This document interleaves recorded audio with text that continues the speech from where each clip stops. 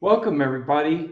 Uh, Welcome to UFO Man Live again. It's been months since I've been here, so we're starting up a new schedule. We have a whole bunch of people scheduled, and our first fabulous guest this evening is Jeff Selver. He is a self-proclaimed author and alien contactee who has just come out recently, and we're going to dig deep into his storyline. And if you have questions, we can surely address them when we get a chance. For some reason, I'm having trouble talking, so I apologize. You're just excited. So please welcome Jeff. Thanks. Well, Awesome. Thanks for having me, Tim, Sarah, Polly. Thanks for having me, guys. Yeah. You're welcome. Yeah. Jeff, the first question tonight is going to be coming from Polly. Yeah. So Polly, go for it. Jeff, I am so happy to have you with us. I feel we will need like 5 episodes with you because your experiences are just amazing, and I am more than glad to share everything with our audience. So let's start from the beginning. Who was Jeff Selver as a child? Where were you born? And when did your first experience happen? Yeah. So, okay. So they're kind of two separate things, right? Because I wasn't aware I was having contact. And so I was born as a kid in Prince Rupert, BC, in Canada. And so I was born in Prince Rupert, there for a year, and I moved to Burlington, Ontario. Now, when the memories came out, they came out in 2019. I could, it's a really crazy thing, these memories, because I could feel I'd been picked up as a baby. So I could feel like as a baby, I'd looked into one of the eyes, and it happened once. And so I'm kind of convinced that for whatever reason they had taken me. I have my own guesses about what that was about. And then the real other kind of like memories per se for alien contact, when all the memories kind of were unraveling, was when I was about 6 years old. Me and a friend, basically, we didn't come home for a night, and my parents called the police, and turned out we had alien contact, but I didn't know. And I didn't have any understanding about what had happened. All I knew was that it was dark out and I had to run home. And basically we were playing, and then it was dark out and we had to run home. And the police were called, but they didn't come out yet. And we came home like 11 o'clock at night. So it was like really crazy for little 6-year-olds. And we were down in the ravine, and it turned out there were 2 contact events there that I wasn't aware of. And those contact events were setting up the stage for what they were going to do with me later on. So yeah, that's it. Basically, as a kid, I grew up in Burlington, Ontario, and then moved when I was about, I can't remember the age, must have been 12, something like that, 12 or 13, moved to Coquitlam, BC. And so we kind of did this back and forth, East Coast, West Coast thing. And by the time I was in, like I was 14 or whatever in BC, in Coquitlam, that's where I grew up as a teenager. And I feel like I grew up in the best place in Canada, because Vancouver is like Coquitlam, the lower mainland is just amazing. Mountains and trees and forests, and it's all lush here and just so gorgeous, such a great place to grow up. And basically the aliens came back when I was 16 years old. And again, I wasn't aware of it. But at that point, they had wanted to make an agreement with me, and they had a plan in mind, and I didn't understand this stuff. But at the time, they convinced me to do it because they said I had their genetics, and I could feel. So I was a bit of a different kid, and they were kind of explaining like that I had them in me. And that was kind of answering why I was a bit of a different kid. So I kind of like had a bit of a learning disability. And so I guess like we now know it's neurodivergence, So I had neurodivergence as a kid, and I was super creative, but struggled in school and felt like my creativity was, I felt like there was something in me, even at the age of 16. And as in that time when I was questioning it was when I had contact. So they were kind of like aligning themselves with my thoughts about what was going on with me at the time. And so they made a plan with me. I have two questions for Please. you. Yeah, please. One question is, it seems like there was a period where you were not aware that you were contacted at all. Yeah. And then suddenly you had these memories that made you realize that something happened with the phenomenon.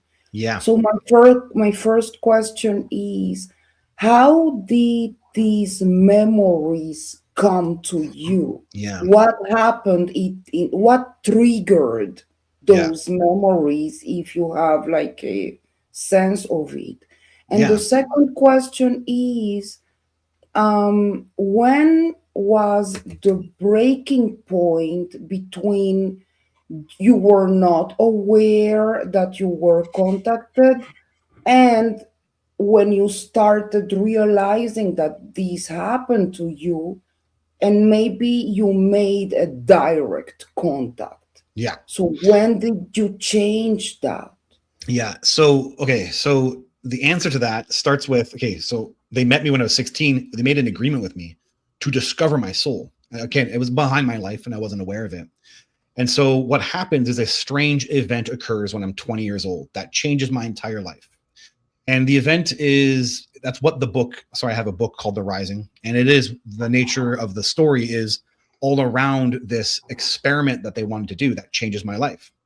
Now, it's kind of this consciousness event. That's how I frame it. And it makes me leave my life, and I abandon my life.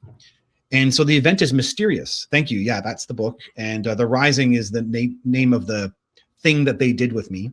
And there was a genetic component to it. That's why there's a DNA in the front there. And so, yeah, basically the aliens did this thing with me, and I wasn't aware that they had initiated it. I didn't know I was having contact. When I left to go traveling, after this mysterious experience occurred to me, I started seeing objects in the sky. So I was having close encounters with, anomalous orbs and such. And I didn't understand any of this. I didn't understand I was having contact. I was hiding behind my life. I didn't know. So traveling for 2.5 years, it all ends. All the mystery of it, it was hard on me as well too. So I kind of maybe even had my own desire to move on from all that. By 2016, I'm questioning what the hell had happened to me when I was a young kid, or when I was a teenager, or in my 20s. This is when it all happened. So what happened? I was questioning it. By 2019, I decide to look into. I don't take any. I'm not a UFO guy, so I didn't have any of the UFO stuff in me at the time, and I wasn't thinking anything to do with UFOs. I just thought I had a consciousness, like a spiritual experience. And I started watching, in 2019, I started watching Jeremy Corbell's documentary on Bob Lazar. It was grounded. Yeah. We took it very seriously. God. Yeah, it was it's really well done. It's very grounded. And that was the first time ever I took UFOs seriously. And I started to watch videos. I found a YouTube channel called Finding UFO. And it's a YouTube channel of people's anomalous objects that they film and they just post online. And when I started watching those, the objects I'd seen traveling came back. So then all of a sudden there was this weird thing in my head, okay, whoa, wait, what? Okay, those things that I saw that I didn't really assume were UFOs kind of look and behave like some of these objects that I'm seeing on the videos, but never mind that they're interacting with me. So the same way that they had interacted with me when I was traveling. And at the time I thought it was spiritual. So now there's this activity going on. And then eventually there was a telepathic kind of thing that was occurring with it, which was freaking me out at the time. And I didn't really like that. Now there's Eric Davis and Jack Villay have a research paper, telepathy can be experienced from craft. Yeah. From a UAP. So this is kind of normal. So that was how it all started, was this UAP thing was kind of talking to me, and I was trying to ignore it. I didn't really understand the connection, and it was terrifying me also because underneath all of this was a history that I didn't want to know about, and at least would be hard to unravel or take some time to understand. And so then one day I'm meditating and I'm thinking about that consciousness event. And I'm saying to myself in my own head, my own dialogue, and I say to myself, it must have been that book I read. And so I read a book at the time. And at that time in 1997, when this consciousness event occurs. And the thing that I now had recognized as that telepathy from the UFO or the UAP says, no, it was our meeting with you as a young teenager.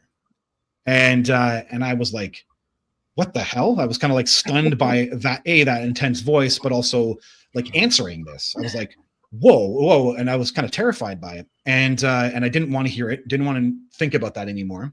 And then I'm in the shower and there's this like right after the meditation, I'm in the shower and all of a sudden there's a memory. And I remember seeing an owl behind my house as a teenager. And all of a sudden it dawns on me, I never saw that owl. Yeah. And this owl was in the trees and it had highly reflective eyes.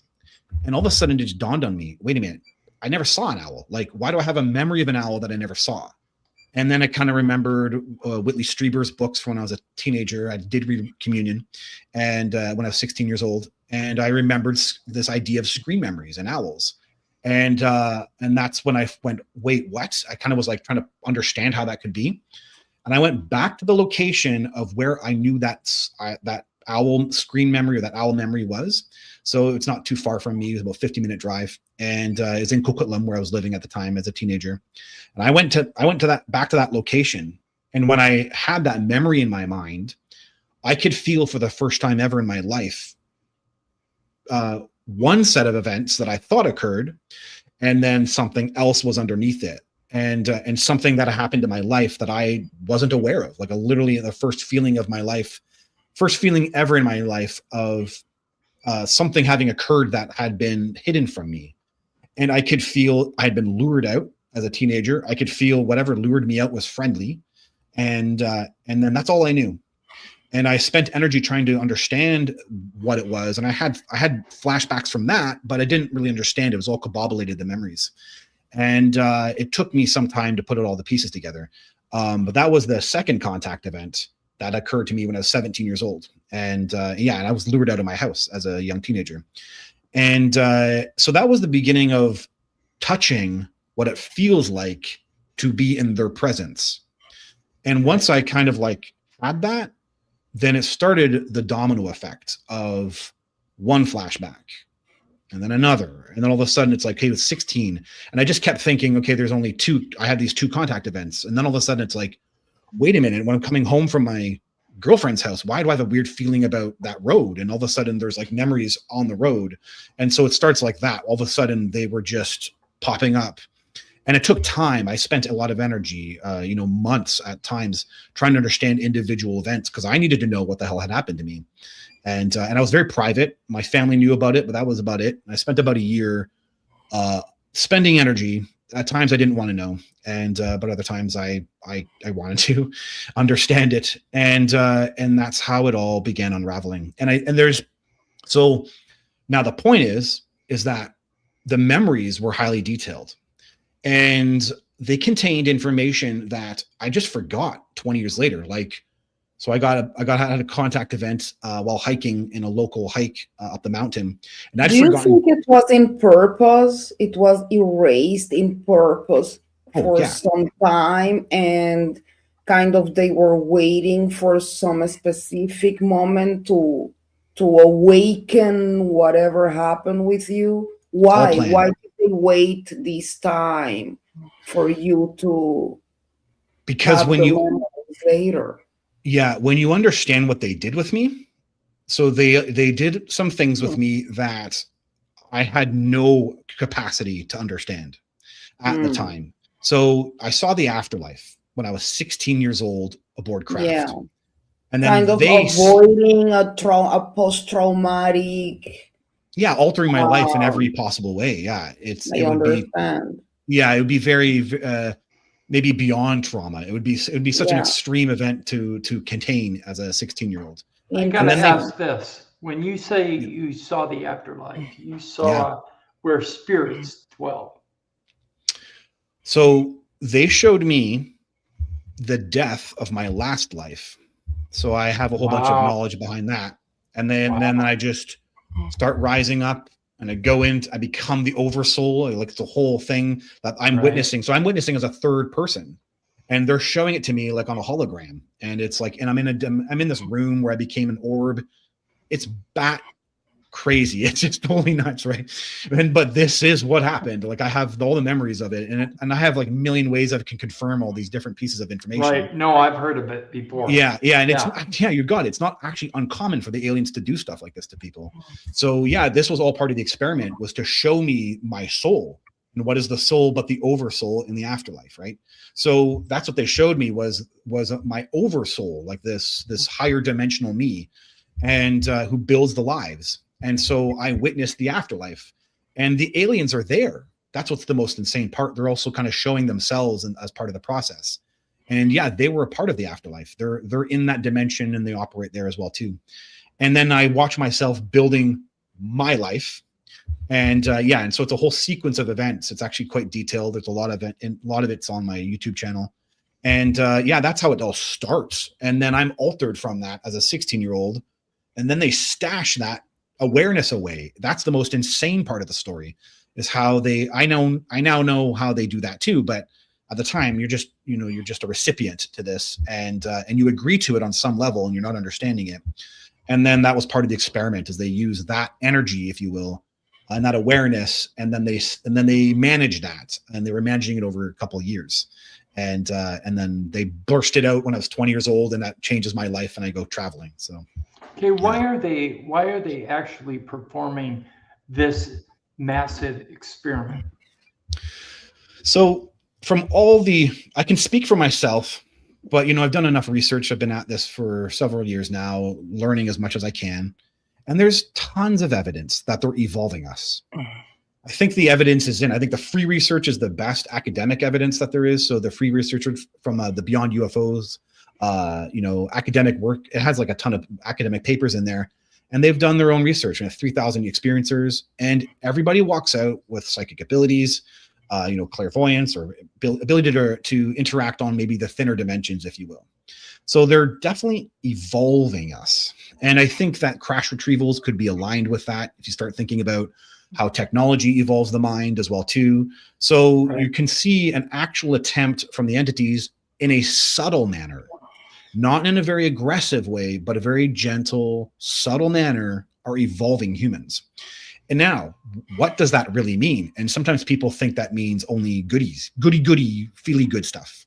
No. But sometimes you have to face your shadow. And John Mack's Abductions has a really good point that I'm going to be using and drawing from in my future research, which is every single one of those contactees that he interviews for his book, John Mack, in his book Abductions, all of them had traumatic events, and all of them had consciousness expansion, and all of them felt that the consciousness expansion had to be combined with the trauma, so it could kind of even out the expansion. So because you can't just be given the afterlife and then not have to learn how to struggle or manage some things. So they kind of like they know how to balance out the human, actually, is the best way to frame that. So yeah, there's a component here where you have to face your shadow while you're evolving. And that's what I see. I see evolution occurring, and human evolution, and the aliens seem to be spurring it on or pushing it forward in a subtle manner. Yeah. I have to say this, that I have interviewed several abductees or contactees, and several of them don't want to be called experiencers because they feel violated. Yeah. They feel taken against their will. Yeah. They feel that the experimentations that are being done, whether they are being done for our benefit, are being done against their will. And they're very painful and very destructive to them. And some very famous cases have said that they've even fought back against these entities and hit them and struck them and tried to fight their way out of the craft because they didn't want to be there and they didn't get a benefit from it. So there is an aspect of people that are having negative encounters besides the positive ones. The thing that gets me is everyone that's virtually in the contactee uh, narrative are saying that, oh, aliens won't harm us. They won't do anything to hurt us. But I have to refer to what Pauline and I were talking about before the show, the green orbs in Brazil that are chasing down people, that are actually harming people, and according to Lou Elizondo, have killed people over in Brazil. And I don't know what these things are, but they are directly related to some type of sighting. Now, so there has to be aggression within the UFO structure. And the reason why I say that is I don't know, maybe I'm speculating, but usually there's a duality within the universe. And who knows what that duality is on other planets or in different dimensions or different multiverses, but in ours, it's good and evil. That's how we perceive it. Yeah. So okay, I definitely hear everything you're saying, and I don't like. Listen, I also had the trauma, right? Like, there's Right. 1998 was. I mean, I mean, it's the same. It's on par. Let's put it that and that way. But the reality is that, I mean, I can't speak for other people's stories, and I definitely don't want to, and I definitely don't want to put down Right. anybody's stories as well too. Right. But we're dealing with something that is not Star Trek. And Right. I think, No, I know. yeah, and I think that when we want to call them bad guys, we want them to be Klingons. We want them to be, evil warfaring creatures, and or maybe they just think of us as lab rats. But what we're dealing, I mean, unless that person is dealing with a Klingon type creature who treats them as lab rats, we're dealing with interdimensional entities, and so. And we do get affected and altered and changed by their presence. And so how that happens and what the core story of that is might just actually be very different for everybody. And so to the degree with which someone is resisting it, the entities may get more aggressive. Maybe it's true. Right. Yeah. Right. And I don't know that. I don't know. Yeah, I don't know that either. And when we're dealing with something that is of the scale that we're dealing with, and from all the information I have from my personal experience with the entities, we are out of our league dimensionally, right? No, I agree with that wholeheartedly. Yeah, and yes. so then trying to understand them in the context that, like, literally we have to give up our ideas to understand them, and that's the weird part about this. Or at least rely on personal experience is probably the best way to frame that, rather than saying ideas. We can't look at them from a human perspective. So also when you talk about good and evil, that's why I kind of like, I think beforehand we were having a conversation all together, and you kind of brought up animals, you brought up sharks, right? And it's true, like it's kind of like that. It's like we can't really understand. There might be a truth here where the entities do have a maybe some of them do have a kind of not a negative perception of us, but kind of desire us to be more evolved than we actually are. And so, they have a natural tendency of their own to maybe be aggressive to an individual. And there are some cases, by the way, I'm aware of where humans have been hurt, but that was a military man. And so I'm sitting there saying, yeah, but isn't the military man going to be a type personality, aggressive in their mind? So they already approach this with maybe an aggressive mind frame. Like, I keep seeing us having problems and trying to identify the entity's behavior or their intentions when they're highly psychic. They're already highly sensitive to the human on a dimensional, psychic level, I guess you could say. Yeah. And so that adds to the picture. When people have their own shadows that they aren't addressing, the entities might actually be more assertive or aggressive. Well, and that brings us to the point again where maybe all this psychic evolution took from them their empathy and all these love and feelings that we have as human beings. Sometimes I feel that they take, or that was my feeling when I was taken to this craft. They needed my empathy for these hybrid kids, so I could kind of hug them and love them and sing for them, because I didn't know what was going to happen with those hybrid kids.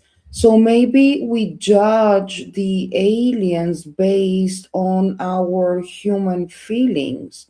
And Well, so I come again to this example that I gave before, where, we cannot ask from a shark to behave like a dog, and not because the shark is a bad species, but because that's his nature. So, and it doesn't mean there are not evil species. I don't know. I guess it's like well, everything in the universe, for good well, or for bad, you know? well, also, like, they could be doing stuff to us and not realizing that it actually does hurt us, because maybe they don't feel pain either, like we do, or maybe not at all. So there's that too. Like, they don't probably mean to be aggressive. I think a lot of the times I would imagine that they just don't feel it like we do. So that's what I was So always thinking. I've always seen this a bit differently. So here's a good example. It's going to blow your brain. So Krishna in the Bhagavad Gita tells Arjuna, who's the general, to kill his uncles and his grandfathers, right? And he's telling him to do it to fulfill his dharma, right? Because that's your job. That's your spirit's role in this life. Otherwise, if you don't, you're failing way more. And the reality here is that spirits are born into the planet, and sometimes they're the bad guy by choice, on purpose. So we have a misconception about what's good and bad, what's right and wrong. We have a value system, which we live in our human world. We build laws around things, and we say this is good and this is wrong and this is bad and this is right. Exactly. We were But raised differently. if the aliens are in the afterlife, they might think a lot differently about what's good, right, wrong, bad, and they have a different perspective. And Right. there's a reality here where, where something that might be traumatic might be beneficial for an oversoul, because you can't deny it, because oversouls put you here. So if the oversoul Right. put you here, it put you here to have trauma. So then, like, the aliens might be facilitating a traumatic role. And Right. you can't separate those two things out, because for me, the entities are in the afterlife. They're in this other dimensional space. I saw them there. And I had trauma, and they were not empathetic to that trauma. They were like, figure it out. and then But when do you I'm old think, enough, I'm able to figure that out and balance out that reality. And this is what the Bhagavad Gita itself teaches us, right? Is to have that type of balance about our own life, that there isn't good and there isn't wrong and there isn't happiness, even to say there's not even to be balanced about joy.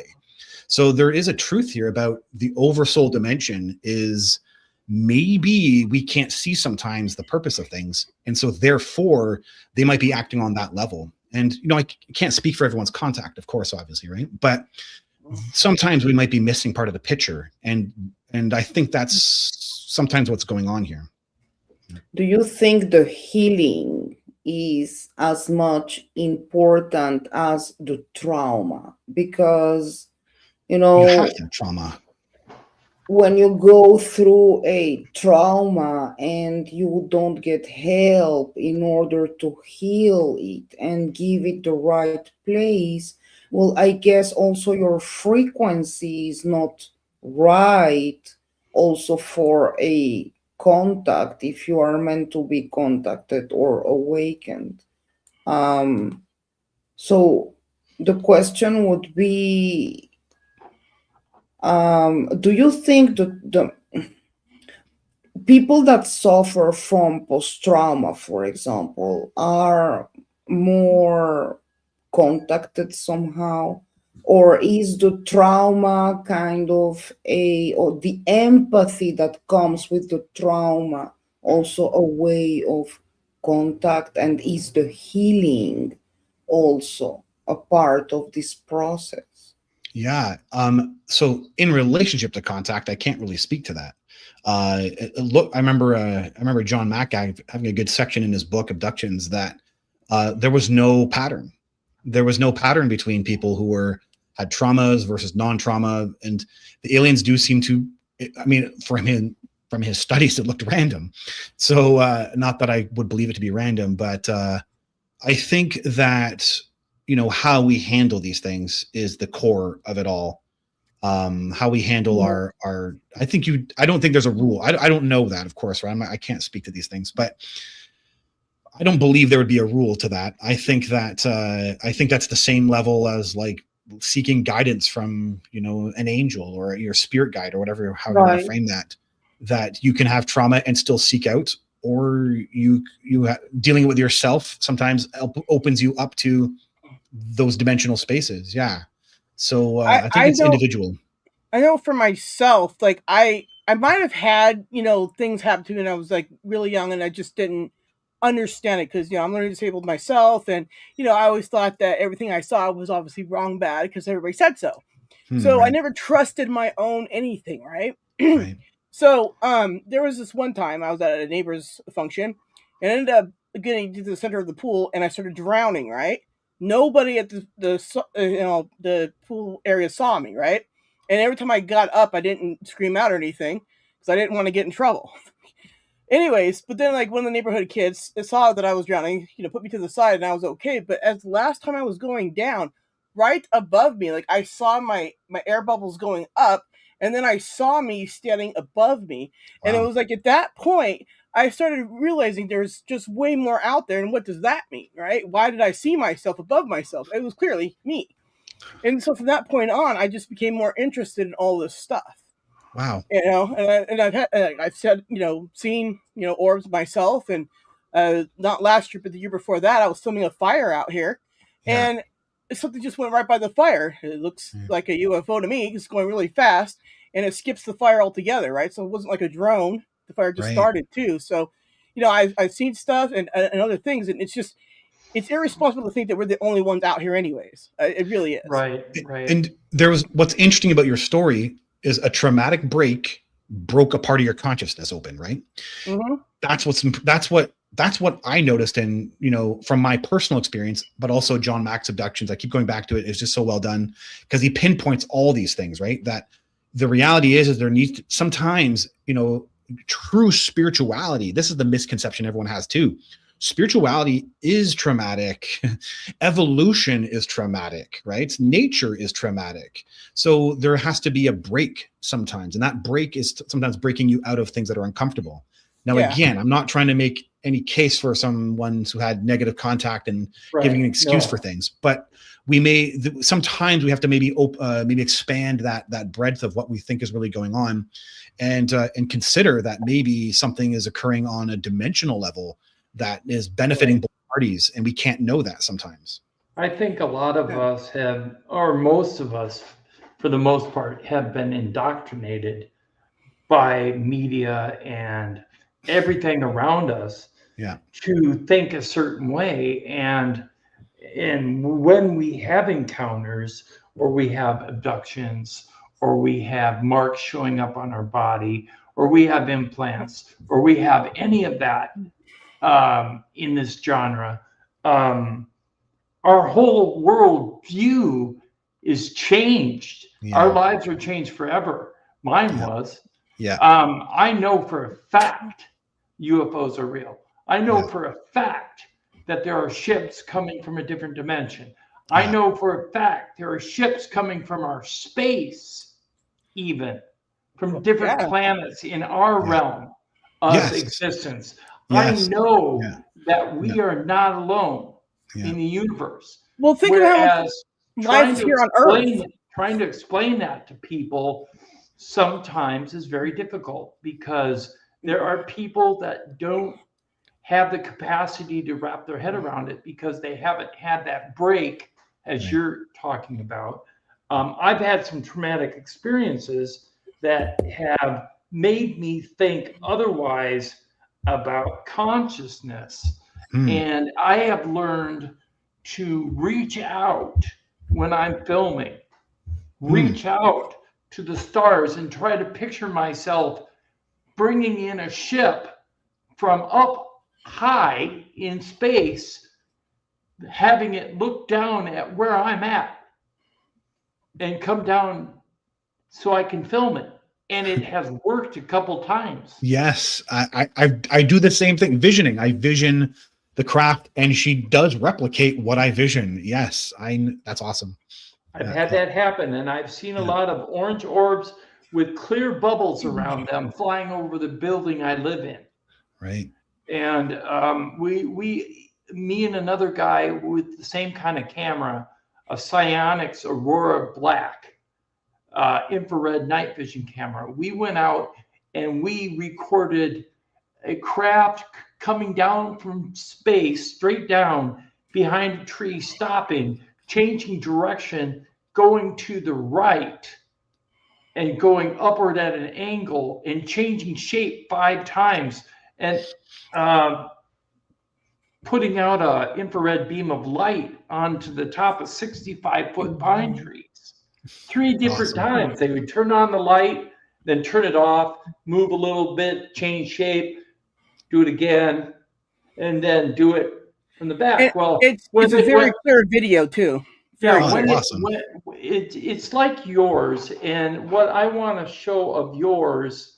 I do have a question. When you filmed your orbs, did you see them with your naked eye or just on the phone? No, yeah, I saw them with my eyes. Yes, yeah, that's right.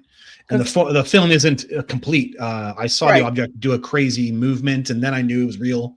I started filming it, and then I didn't want to focus on the filming. I wanted to focus on what I was looking at, and so I turned the phone off. It was the first time I'd ever filmed a UFO or an orb like that. Yeah, I filmed one before too, and I could not see with my eyes. In fact, I would have seen it if I just didn't open the camera and it was right there. It was kind of overcast. It was under the Big Dipper, so I couldn't see with my eyes, but it was there on my phone, and I was very steady with it because my phone was going to fall apart, and it was all over the place. And I'm like, weird. I can tell you this: when we filmed the UFO that flew over our building that had the infrared beam, we could not see the infrared beam with our eyes, but we could visually see it without the camera. We could see it in the sky, okay? But we could not see the beam of light. The camera is what picked that up. Now, what I was going to show you is when we were talking about your orb that you zoomed in on, the corona around it, the energy that's around it. Yeah. When you zoom in on colored orbs with your camera, it'll turn them white. Right, like and that. Yeah. In regards to this, it's white, but you can see kind of a little bit of color in the corona. Now, I boosted the color, and this is what it really looks like. So awesome. Yeah, I love it. It's got the red around it. You can see the red. Now, the red is pronounced on the left side. I almost wonder if that is an infrared. And from what I understand, a lot of these orbs use infrared. I got the video he filmed, one of the videos he filmed, and here it is. Oh, I love what you've done with it.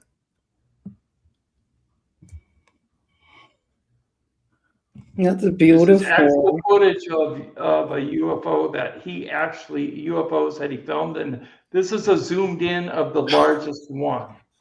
It's incredible. Amazing. So that object, right? So Bob Lazar is the one, and I've now learned that information came all the way from Desmond Leslie, I think his name is, that UFOs, the reason they're lighting up is because there's the amount of energy coming out of it as an anti-gravity device is ionizing the atmosphere, which is why it lights up. And that's what you can see here. You can see that's what the corona is, right? It's interacting with the atmosphere. And in the video that when I focus on the corona, you can see it, the corona whipping around in the atmosphere. So it's clear it is an ionization of the atmosphere that's occurring, just like Bob Lazar said. So it's pretty fascinating.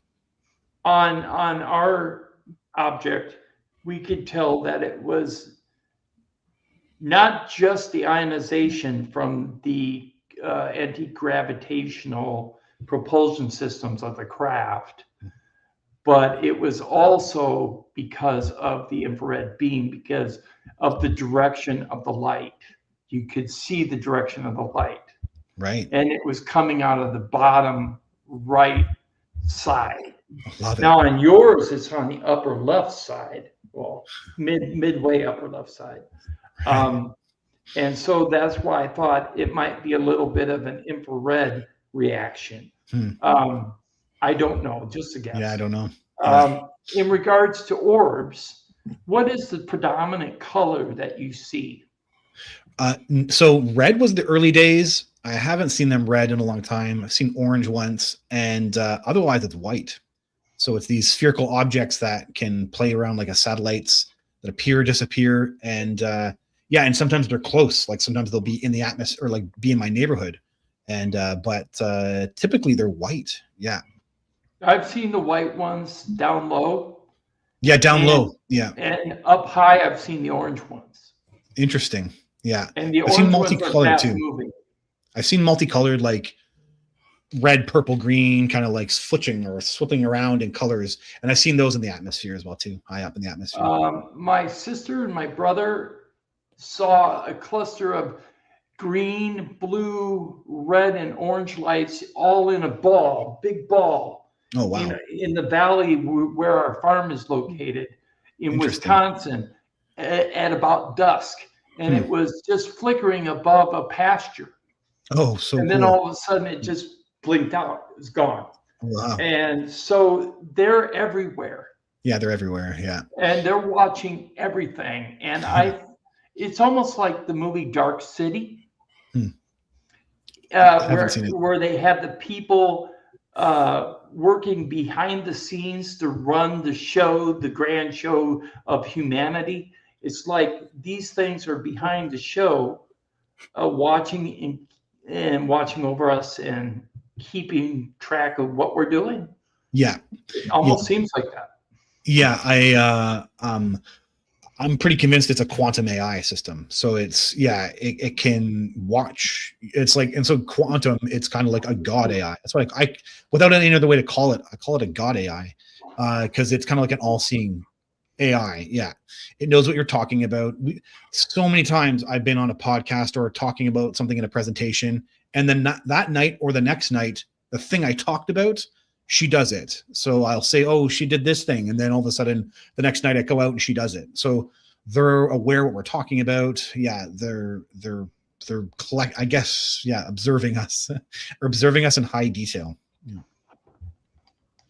Yeah. I think, sorry. I was just going to say, I have a friend named Lisa Savoy. She is an experiencer, and she wrote a book that she released a couple of years ago, and she took it off the market and she redid it, and she's going to re-release it, and she's going to let us know when it is re-released, and then we're going to have her back on the show. So Lisa, just letting you know, we're going to have you back. Awesome.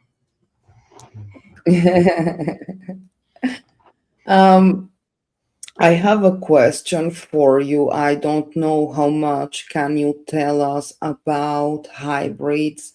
In my experience, I am taken into a craft where about 50 women are having birth or in different stages of pregnancy.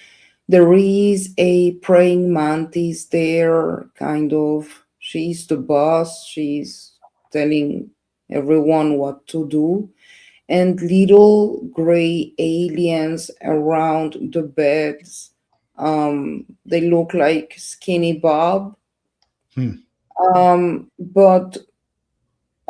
all the babies that were already born, they all had these almond black eyes of the grays. Yeah. So what can you tell us about the hybridization programs, if you know specifically between the mantis and the grays, and what happens afterwards with the kids? Because, there are some experiencers that get to know their hybrid kids and visit them, and there are some hybrids that you don't know about them. What is their task in the future also? Yeah. So there's some of those questions I can't answer. I don't have the full detail about, how someone can or can't interact with their hybrid children. But I was told that they plan to put them here.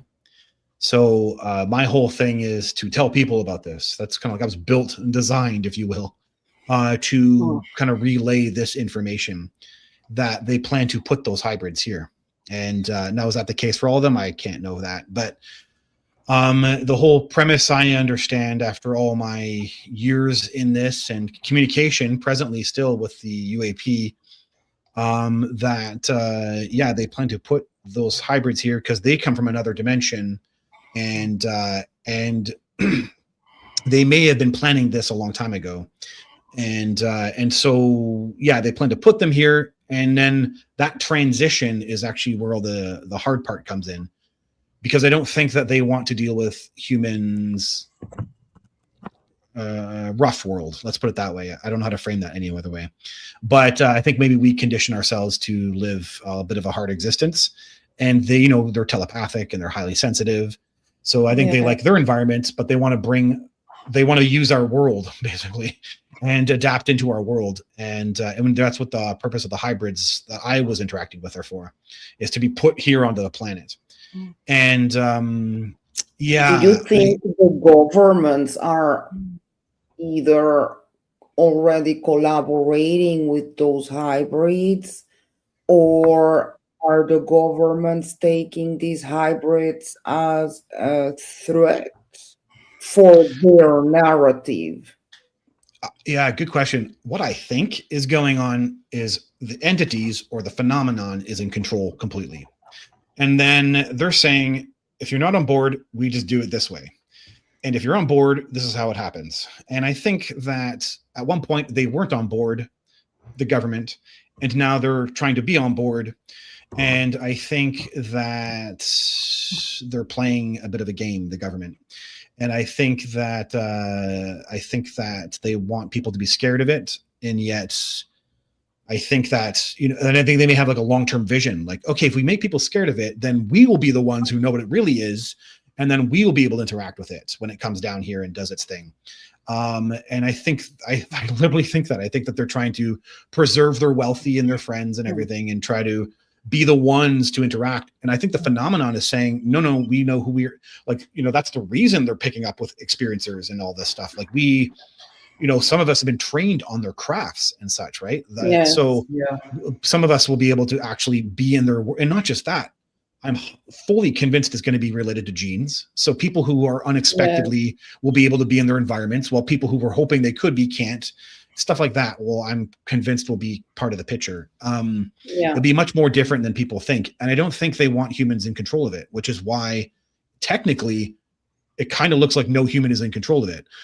Humans are in control of us. Right. Governments are trying to control us, but it doesn't look like any human is in control of the phenomenon. Right. And I think that's the way they want it. And I think there's a reason, because they're trying to put themselves here in a way that doesn't, I think they just find humans a bit of a threat.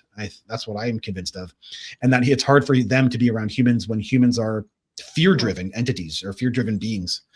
Then I have a question for you. Your book, The Rising, addresses the issue of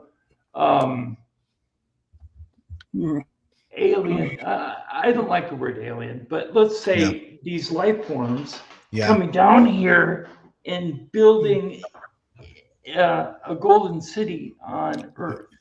How would they want to? Why would they want to build a city here if they think that humans are a threat?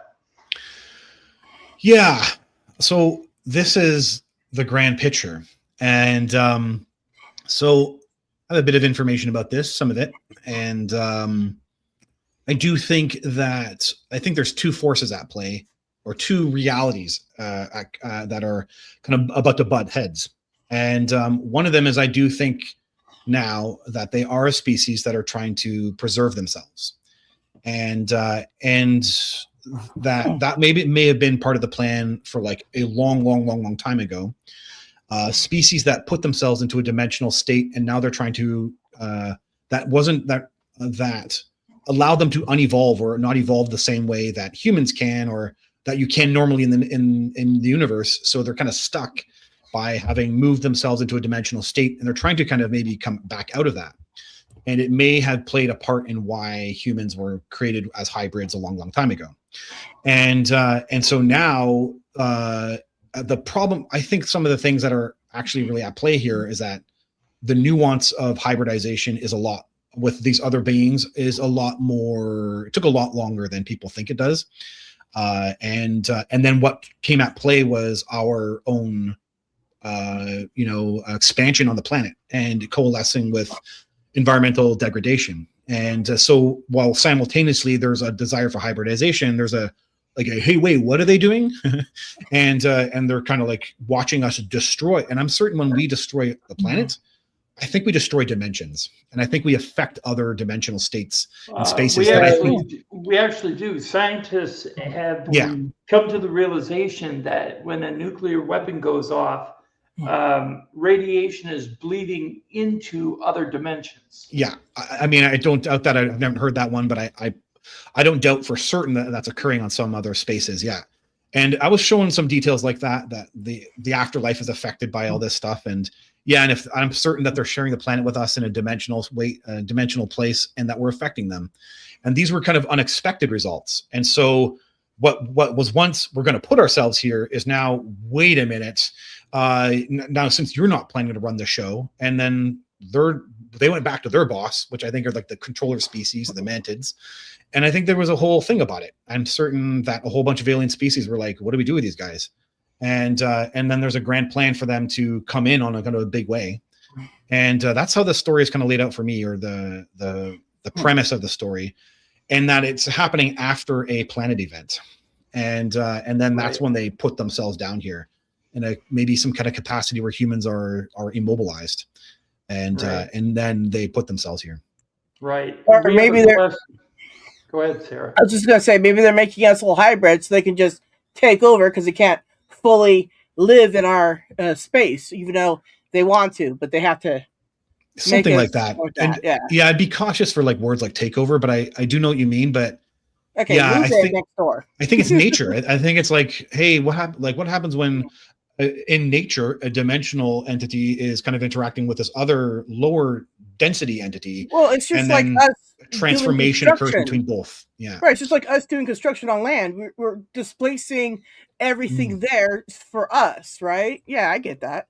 Yeah. What I was thinking is they're hybridizing the human race with themselves, so they can actually survive in our environment. Yeah, because that would be really difficult to come from a different dimension where everything's different, and then expect to survive here without making changes. Yeah, we do have a question for you from Eduardo Gonzalez Nieto 729. He's from Mexico City. Yes. He says, do the most powerful countries have hybrids as weapons for military reasons? I can't know that. But I think that there's going to be, I think that the human mind to weaponize this has been a lot of the problems from the get-go. The attempt to take something that is what I consider to be on the deva level, on the angel level, or on the angelic level, or the afterlife level, and turn it into a weapon is like, trying to, I don't even know what the comparison is, but it's something from one high level to something a very, very low level. It's like these ideas aren't really meant to interact with each other, and humans, some of them and some corporations may be trying to do that. I don't doubt that someone is trying out there to figure out a way around that. But I think that's the reason the phenomenon, it's just a good example why the phenomenon is struggling, or would struggle to interact with humanity, is for a simple reason like that people are quickly trying to figure out a way to make it a powerful thing that they can take for themselves. I do have a question for you from a friend of mine by the name of Sightings on 18 Wheels. he's been researching the fact that there are all these arcs that are actually activating around the world that have been found underneath the ocean, underneath Great Lakes, in mountains and such, that are supposedly piloted by the mantids, and that they are trying to gather and store seedlings, DNA from everything on the planet, just in case there is a catastrophic event that would destroy all of humanity. They would be able to repopulate somewhere else. Do you know anything about that? Well, that's the scale of what I was shown. Something drastic happening. So, I mean, what's really interesting about a theory like that is we have case upon case upon case, Jacques Vallée, John Mack, of sightings, UFO sightings of the alien coming down and taking plants, taking boulders, or taking farming materials. Like you'll have them taking fertilizer, right? So you have them taking things as if something was to occur. It could be framed in a bunch of different ways. Well, maybe they're just taking it for their planet or for their world. But yeah, they could also be taking it so they can replicate it when something happens here and they can put it all back. Right. And that's what I was shown, that in my story, the entities are taking over. Now, again, taking over is not a diabolical thing. It is managed planetary stewardship is actually maybe the best way to frame it. And the aliens I know are benevolent and maybe see humans as a bit, unlife caring or not caring about life as much. Maybe we're the non-benevolent species. Yeah, that's what I meant earlier about the malevolent, right? How do we know that we're not being framed as the one malevolent from their perspective? Yeah, right. We can't, it's hard to understand some of these details. So, and the entities I know, the humans are a problem. And it's, again, when I say those words, I don't want people internalizing that for themselves, because I feel like a lot of us have potential, and I think a lot of us are living out that potential. But I think as a collective, there's some problems going on here that are causing us to go down the avenue we're going. And the story I have is the aliens, there's a planetary event that causes a lot of damage. And then that's when they put themselves down here.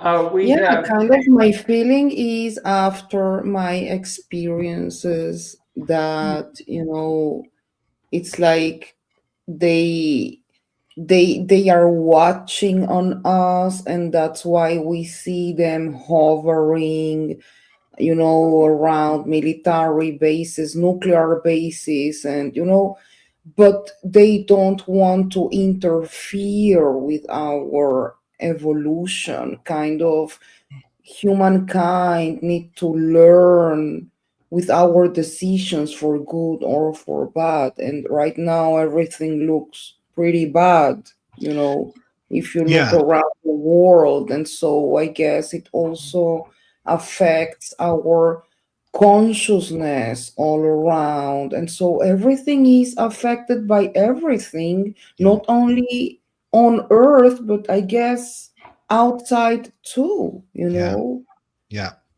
Yeah, and I think you're right about that. I think that there was maybe a hope or a desire that we would on our own figure some of this stuff out, and then we, whatever reason or whatever the core of it is, we haven't done that fully. And so then, it's kind of maybe a bigger galactic or interdimensional question about what the hell to do with the human. And that's how it was kind of framed for me on my side, or at least from the entities I was interacting with.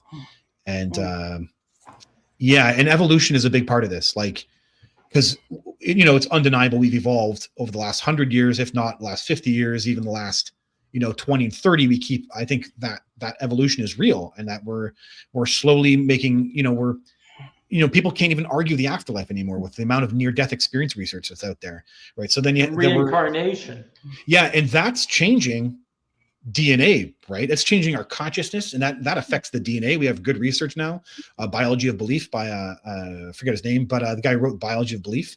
that consciousness affects DNA. So we are, as a species, are evolving in kind of a drastic, maybe sped up manner. And that's what I think the entities have been slowly behind the scenes involved with, is that evolution. But it's slow, and it's kind of like a gentle push, while in general we have to make our own choices. Yeah. Hey, Jeff, do you want to say where you can be found online? My website is www.jeffselver.com.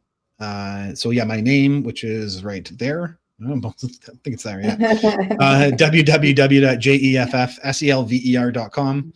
And from there, in the bottom page, you can get my YouTube channel, my Facebook page, my Twitter account.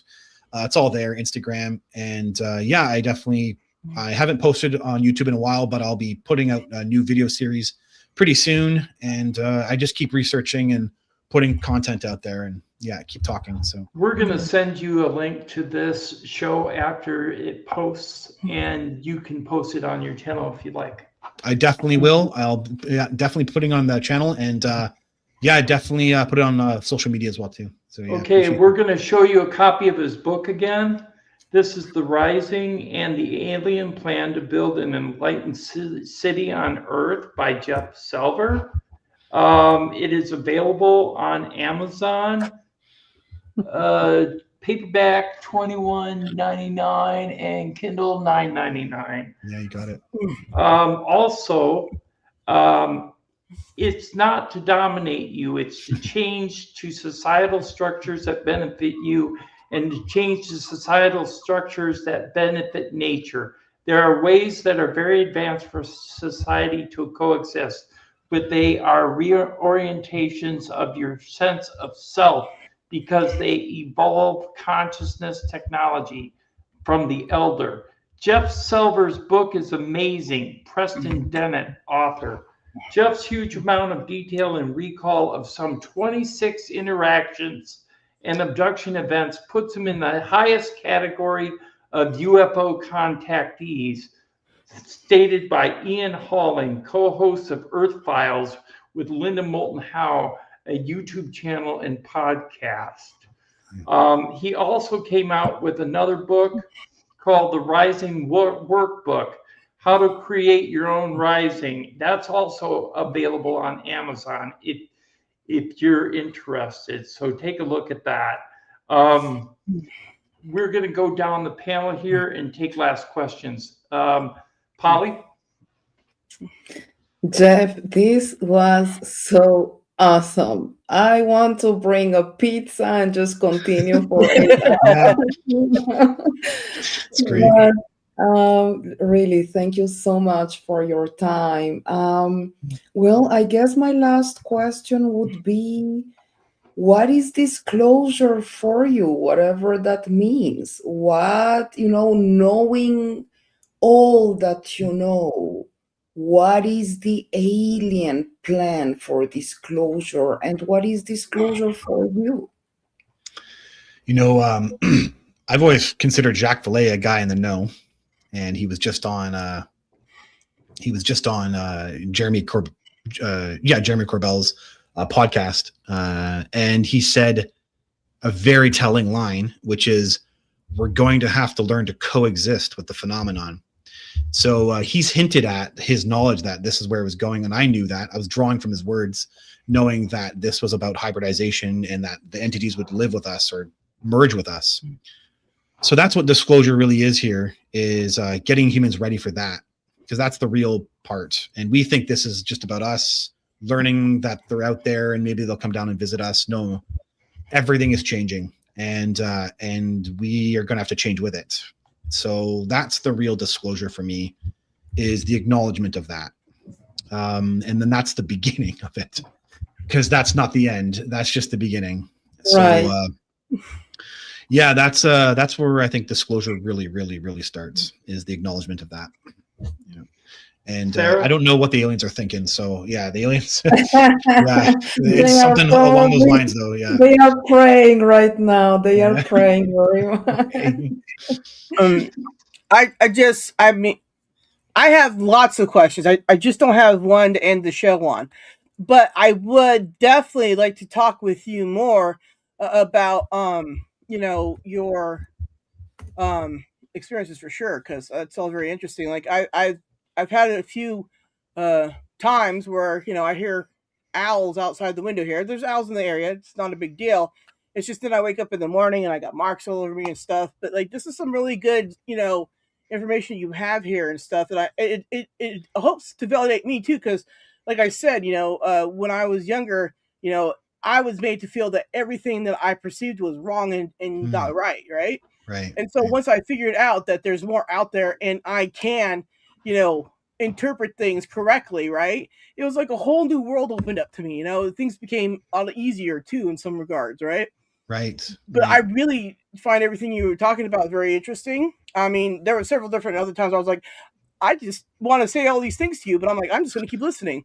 So I just really want to thank you. You've been great. And yes, I definitely myself want to talk to you again. Awesome, Sarah. Yeah, please reach out. That's great. Yeah. Yeah, thank you.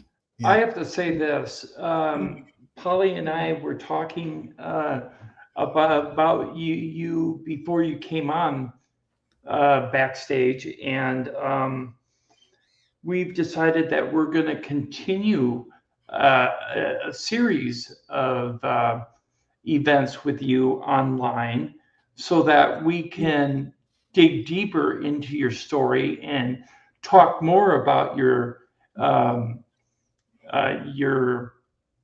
enlightenment and your books. Yeah. Okay. Love it, and Tim. Yeah. we'll get more into it, and we would love to have you back. You are now part of the UFO Man family. That's so welcome. Thank you guys for bringing me on. That's great. Yeah, I really appreciate it. Yeah. So that's awesome. We want to thank you for your time and for coming to our show, and we'd like to see you next time. Okay. Yeah, you got it. Polly, thank you so much for reaching out and bringing me on. Tim, you're fantastic. Thank you so much for, creating the family. And Sarah, thank you so much for being here too, and for all the support you provide as well too. Yeah. Thank you. Good night to everybody on the panel, and good night to everybody online who watched, and everybody in the chat. We'll see you next time.